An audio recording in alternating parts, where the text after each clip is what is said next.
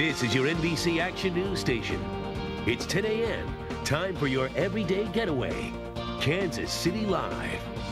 Now, here are Meredith Haynes and Brett Anthony. And Darren Mark yesterday was ringing the bells, but what is he doing today? It involves food, maybe, Darren. They're not baked yet, but when they are, they will be the best holiday hors d'oeuvre you've ever had. Where am I? I will tell you in just a couple minutes. Oh, so he's saying they're gonna rival your crab? Oh. And Darren is in the kitchen also today. Darren. Hey guys, your holiday party is coming up this weekend or the weekend following, and you're just tired of making the same old stuff year after year. Well, a solution for you this morning. We are joining you live from M&S Grill with some of the specialties of the house, including red velvet cake and sesame-covered pork tenderloin. This morning, 2 recipes that I guarantee you have never heard of before because they've never been published until now. The first one coming up in just a little bit, featuring all of these ingredients. Stay tuned to find out what we're making. Okay, problem solved. Darren's out of the kitchen, done eating. They're just so good, the appetizers, he just couldn't wait. So we're gonna check back in. Hey, D-Dog. I can't stop myself. It's incredible here. We are live at M&S Grill this morning on the Country Club Plaza in Kansas City, showcasing 2 different hors d'oeuvres for your holiday party. And chances are you have never prepared these before because until now they haven't been published. Right. This is the executive chef of M&S Grill, Nathan Holm, and these are the ingredients that we are going to use to make the crab tater tots. Crab tater tots, my favorite thing on the menu. Let's get going. Okay, now first of all we're going to start with cream cheese, okay? And we've kind of creamed this at room temperature in a mixer, right, for a couple of minutes just until it's soft. We have bay shrimp, right? Crab meat, fresh crab meat.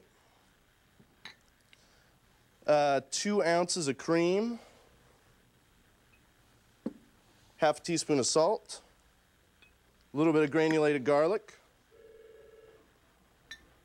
chives, cilantro, some chipotle pepper puree, it's kind of tough to say, and a mixture of cheddar and pepper jack cheese, shredded, right?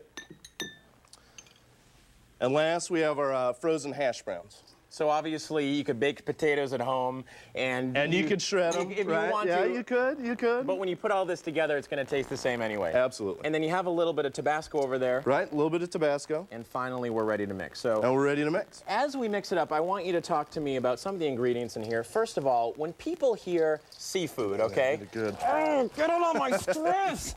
I hate my life and everybody I know. Sorry, I shouldn't have revealed that. When we talk about seafood, a lot of people get a little bit concerned about price because seafood has a reputation for being expensive.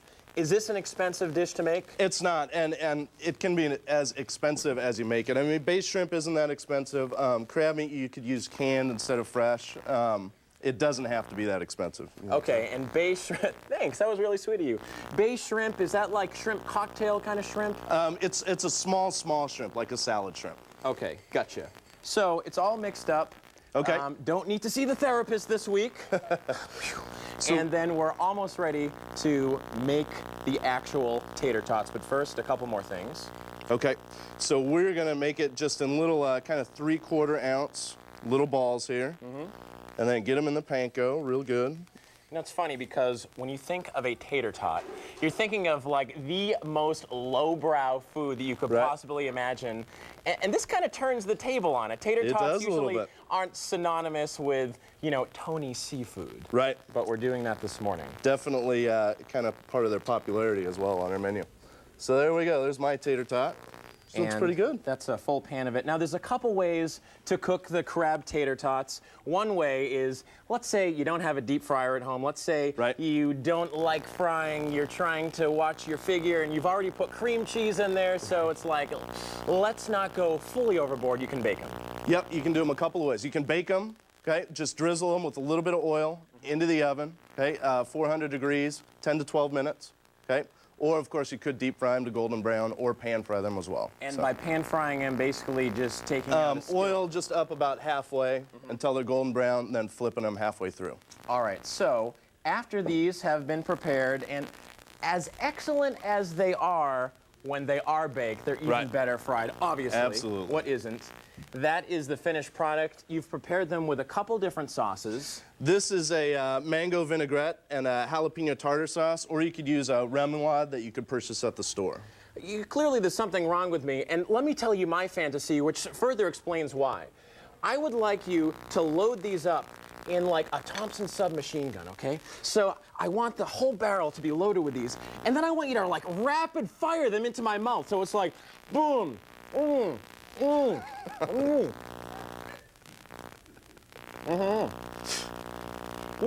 are they?